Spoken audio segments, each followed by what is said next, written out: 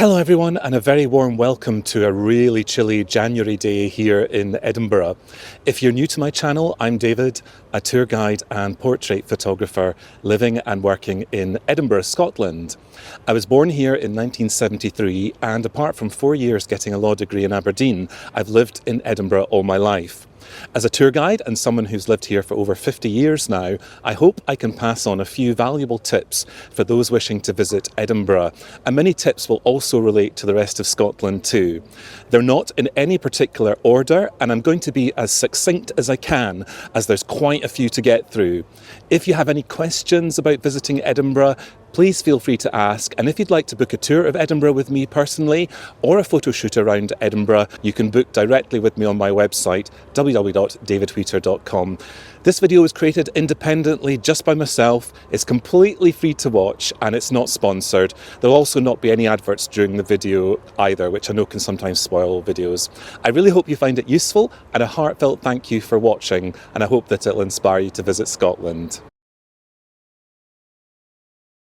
So I think the first question most people ask when visiting Scotland is, when is the best time to visit? The main tourist seasons here in Edinburgh are spring, summer and autumn, which is roughly April to September when it's warmer and milder. And this is when the majority of people choose to visit.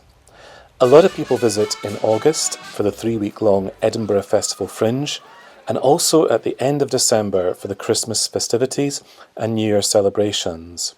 These are often very busy times and probably don't suit people who don't like crowds. I honestly think you'll have a great time whatever time of year you visit, but there are a few things to take into account.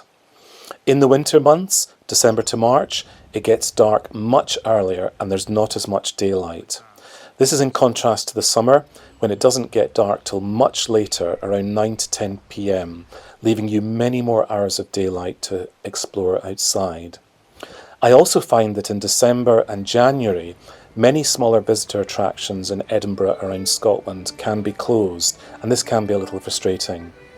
One of the big attractions of visiting in January and February, however, is that the city is much quieter, which I personally love, and you can get some fantastic cheaper accommodation. One of the things I've noticed as a tour guide in Edinburgh is that people simply don't stay long enough in Edinburgh. There's a huge amount to see and do in the city, and I honestly think you should spend at least 3 days here if you can. The same can be said for visiting the rest of Scotland. We might be a small country, but there's a lifetime's worth of things to see and do here. I'm 52, and my list of places to see and around Scotland is still huge. The seasons in Scotland, using the meteorological calendar, are spring, being March, April and May, summer, being June, July and August, autumn, which is September, October and November, and finally winter, which is December, January and February. The summer months are the warmest and driest, with average temperatures in Scotland ranging between 14 degrees Celsius and 19 degrees Celsius, although it can be a lot warmer. The warmest summer day in Scotland back in 2022 was 34.8 degrees Celsius, which is really hot for here, so please bring sunscreen and a hat in the summer. It's very possible to get sunburn here in summer, so don't forget to protect your skin. The winter months are the coldest, with temperatures averaging around 5 degrees Celsius, so you really do need to wrap up warm in the winter and come prepared with waterproofs and grippy footwear. It doesn't snow as much in Edinburgh as it used to. When I was a child growing up here, it felt like we could go sledging all the way through the winter. Nowadays, the average number of days of snowfall in the winter is only around 15, so please be prepared. If you're planning to drive here in winter, I'd recommend getting a car with suitable tyres for snow and ice, especially if you're thinking of driving in the Scottish Highlands. If it's an emergency, call 999 for an ambulance. The police and the fire and rescue services can also be contacted on 999. Please only use 999 for emergencies. If you need non-urgent medical advice, you can telephone NHS 24 for free on 111. This is a nationwide telephone service offering nursing advice on symptoms and medical conditions. Please always use these vital services with respect and consideration.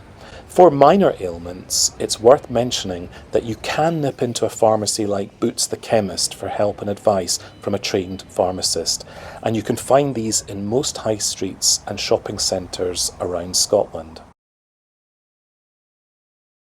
You must hold a full and valid driving licence and be insured to drive in the UK. Seatbelts are compulsory here, and don't forget we drive on the left. It's really essential to remember this, as there are accidents every year when people forget. Please don't drink and drive, it's against the law. Small amounts of alcohol can affect your ability to drive safely, so the best advice is to completely avoid alcohol when driving and be careful you aren't still over the limit the morning after. It's also not permitted to use a mobile phone handheld while driving. Basically, you cannot hold your phone when behind the wheel, even momentarily.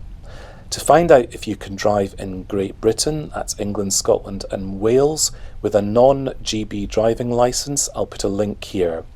I'll also put a link to a copy of the UK Highway Code and Road Safety and Vehicle Rules here.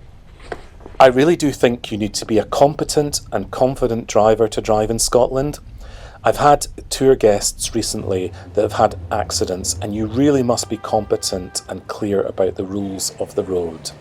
Edinburgh can be quite a confusing city to drive in, and the single track roads in the Scottish Highlands can take some getting used to if you're not familiar with them. Please don't take any chances while driving. Know the rules of the road and get a copy of the Highway Code and familiarise yourself with it before setting off. When driving in the remoter Highlands and Islands of Scotland, it's a really good idea to fill up with fuel regularly and to keep an eye on the fuel gauge in your car. There are a good number of fuel stations up north, but sometimes you can get caught out, especially if you're island hopping. If you have an electric car, I strongly recommend downloading a comprehensive map of charging stations throughout Scotland to your smartphone. If you'll be driving in central Edinburgh, it's important to know about the new low emission zone operating in the city. If your vehicle doesn't comply with the emission standards, you may be fined. The zone circles the entire city centre, and I'll put a map here of its boundaries. You can check if your vehicle complies on the City of Edinburgh Council website, and I'll put a link below. If you're driving an old car or vehicle, it's especially important to check it complies before driving in the city centre.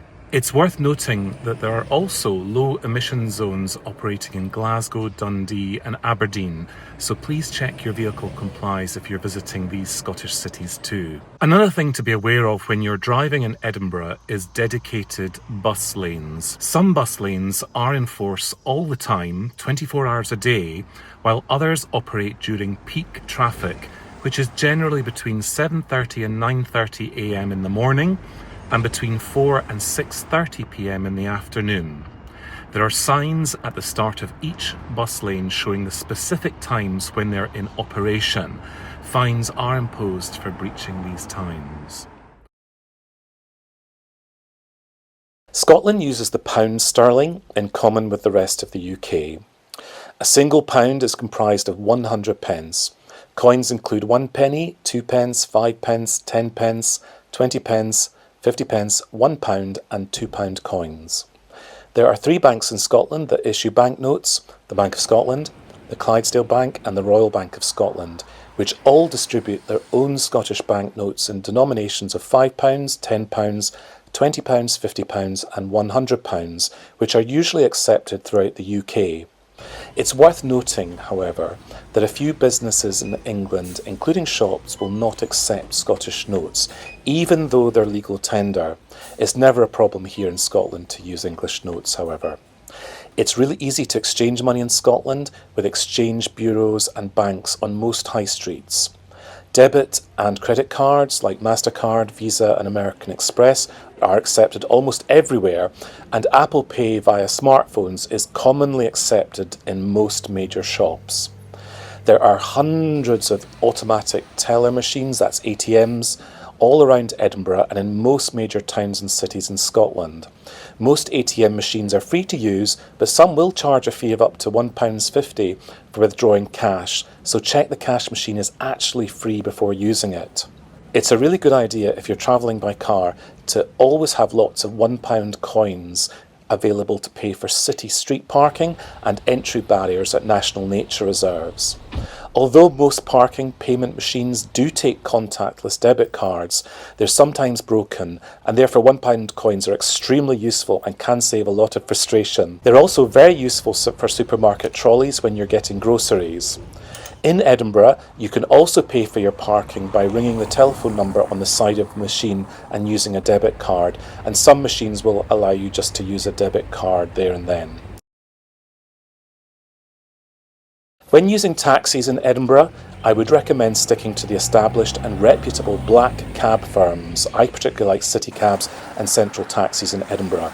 I just prefer them, and they're very professional and trustworthy. They're also equipped with electric ramps, which are essential for wheelchair users and anybody with mobility problems. Whatever cab service you use, I recommend checking it's properly licensed by Edinburgh City Council. Look for the licence plate on the outside of the cab. We do have Uber here, but I personally just like to use licensed black cabs. You can either ring directly for a cab or hail one in the street if the orange light on the front of the cab is lit up. And of course you can tip if you've received good service. There are no set rules for tipping in Scotland. For good service in restaurants and cafes, it's customary to tip around 10%. Do watch out, however, as some bars and restaurants automatically add a service charge to your bill, and you could find yourself tipping twice, so always check your receipt. Tipping in bars and pubs is not expected. It's common to tip taxi drivers around 10% if they've given you a safe and pleasant journey. If you're ordering food in a Scottish pub, you normally have to order it and pay for it at the bar. Many tables will have a table number. The food will then be brought to your table after you've ordered it from the bar. A lot of places now offer apps from your smartphone which allow you to order directly from your table, but I'm not such a big fan of them because they often don't work very well. Pubs can be the heart of a community here, both in the city and in the countryside, and are still a great way to meet people and get a feel for a community. There's often live bands and music during the week too in Scottish pubs. You are not permitted to smoke in enclosed public spaces anywhere in Scotland, which includes all restaurants, pubs, bars, hotels and workplaces. For more information about the smoking ban, I'll put a link below. Many bars, restaurants and hotels will actually have a dedicated outdoor smoking area which can shelter you from the rain in bad weather. Despite Scotland being a small country, the weather is incredibly changeable. It can be cloudy with pouring rain in Glasgow all day long, but sunny and bright just 40 miles away here in Edinburgh. The phrases 4 seasons in a day most certainly apply to the Scottish weather here. Summer in Scotland is generally warmer and much sunnier, and any rain we do get makes Scotland a very green and luscious place. July is usually the warmest month in Edinburgh, averaging 15 degrees, but May to September are also usually very pleasant and mild. To the surprise of many, a good summer in Edinburgh, although changeable, can be really quite warm and glorious. The coldest month in Edinburgh is usually January, and the wettest is normally October.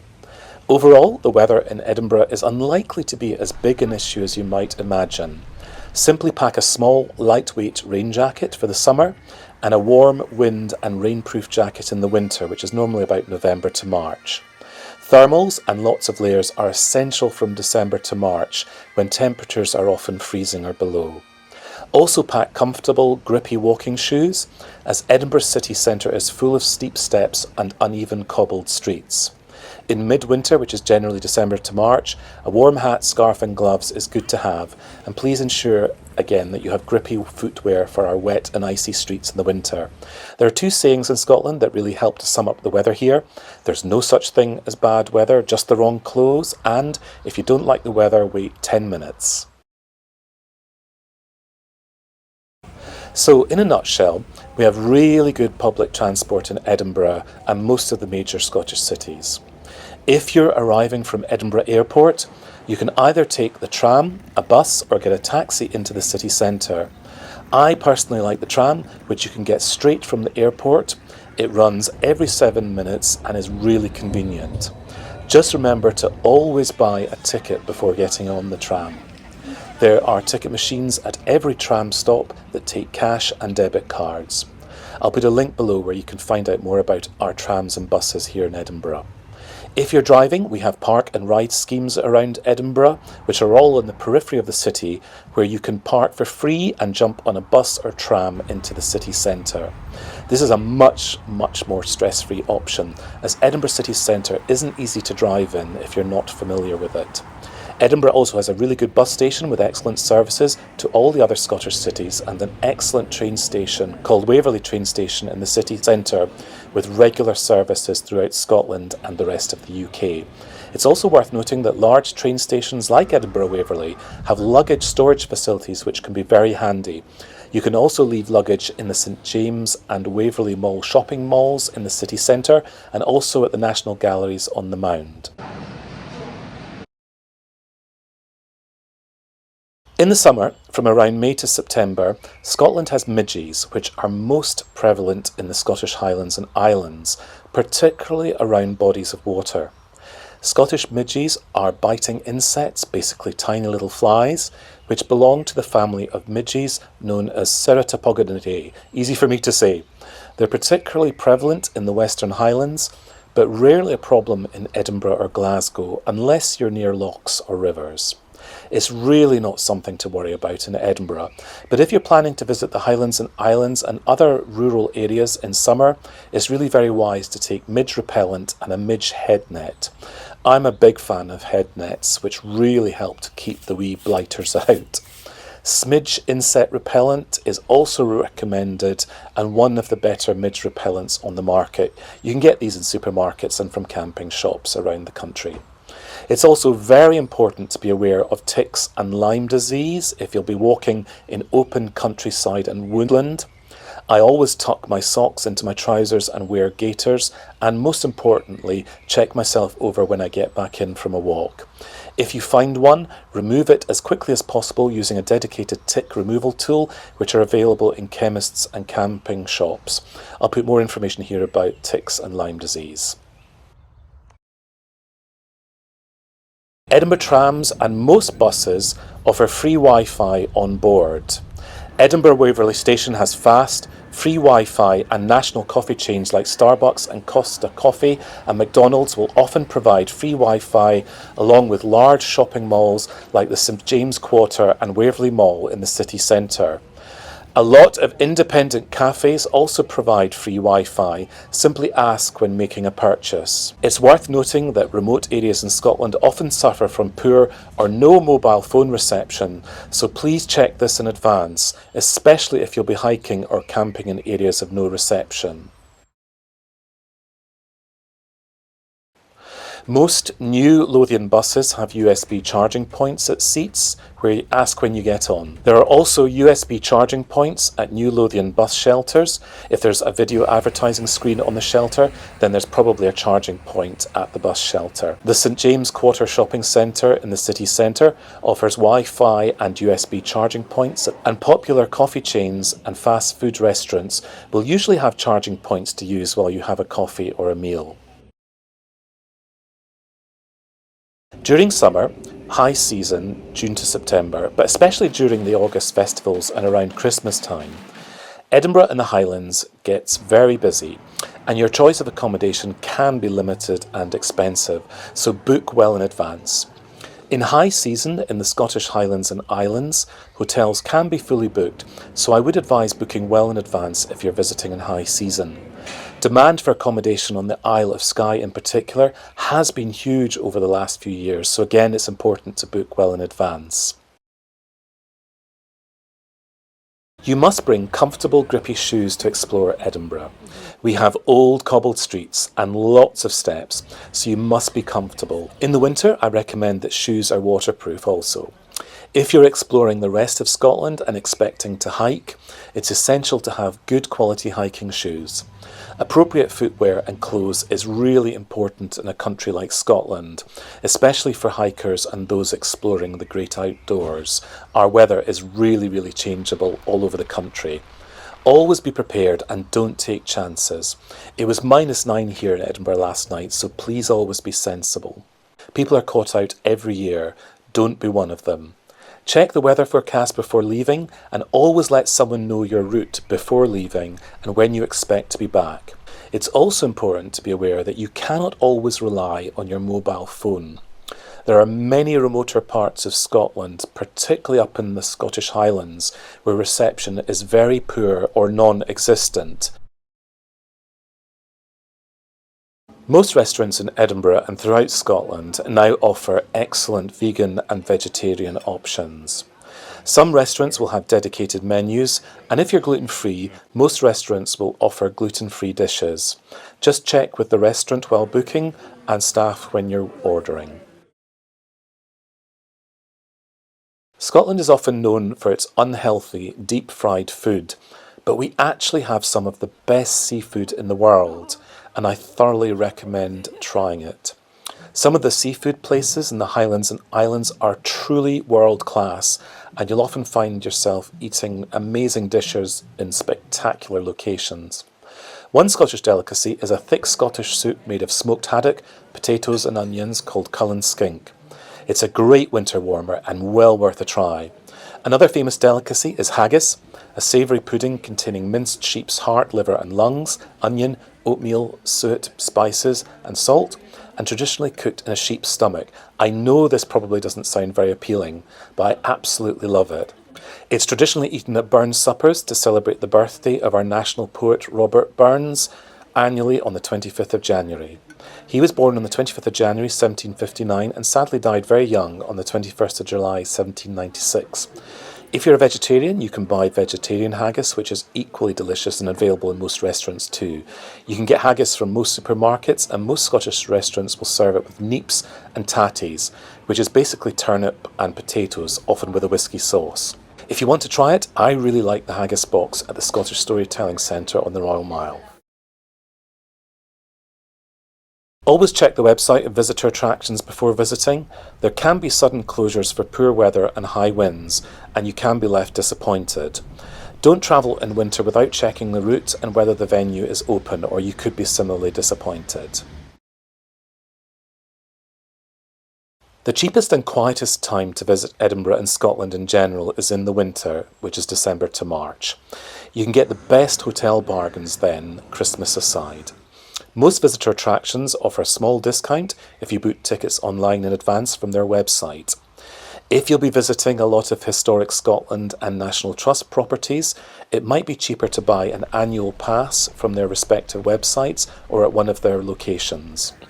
Many visitor attractions offer family discounts and passes, which offer much better value. If you're taking the tram and Lothian buses in Edinburgh, it's worth considering buying all-day tickets and passes and asking whether they have any season tickets. There are lots of great souvenir shops in Edinburgh, but I particularly like the Scottish Design Exchange, which has 2 shops in George Street and the Tron in Edinburgh, and also a new one in Glasgow Buchanan Galleries. I'll put details below. The Design Exchange is a wonderful social enterprise where every penny spent in the stores goes directly back to the creators. It's a wonderful place to find unique, authentic, handmade Scottish gifts. Always have some shopping bags with you. Most shops now charge for carrier bags, which all adds up, and you'll do your bit for the environment, which is always really important. I strongly recommend booking accommodation and restaurants in advance during August in Edinburgh. The city doubles in population in August and can be extremely busy. I absolutely love the Edinburgh festivals in August, but as I say, it is very busy, so if you're not into the arts and really don't like busy, crowded streets, this may not be the best time to visit. I quite like September after the festival, which is just a little bit quieter. Yes, there are several free water fountains dotted around Edinburgh. There are 2 free water fountains at Edinburgh Waverley Station. There are actually over 70 free top-up fountains right across Scotland, so it's worth looking wherever you go. The ones in Edinburgh are currently located at the Grassmarket, Rutland Place at the west end of Princes Street, the Royal Mile near the Visit Scotland Eye Centre, the Scottish Parliament, Leith Links and Portobello Promenade. Don't forget that Glasgow and Stirling are wonderful cities to visit too and can be easily visited in a day by train from Waverley Station in Edinburgh. It only takes about 50 minutes on the train from Edinburgh to Glasgow, and why not stop off on the way and see Linlithgow Palace too? Don't just limit yourself to Edinburgh. There are a huge number of amazing towns, cities and attractions just a short train ride or bus away. If you'd like some suggestions what to see and do in and around Edinburgh, I have a guidebook which you can download from my website, and I'll put a link here.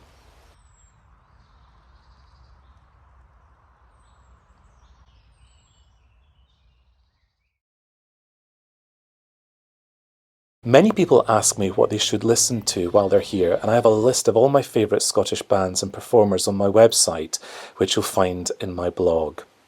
Now, I know everybody's musical tastes are hugely different, but I very much like singer-songwriter Amy MacDonald, Paolo Nutini, the traditional singer Julie Fowlis, Capper Cayley and Karen Matheson, the great bands Simple Minds, Texas, Deacon Blue and Travis. They all make a great soundtrack to your time here in Scotland.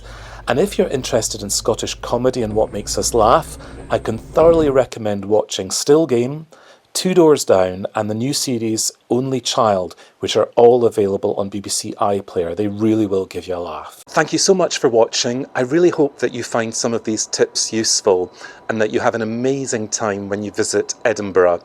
If you'd like a personal tour of the city with me, please get in touch. I'll put my website link here. It's always wonderful to welcome people and show them my city. Don't forget that I have lots of other videos and city guides to all the other Scottish cities, which I hope you'll enjoy too and get a lot from. Take care and look forward to seeing you again soon.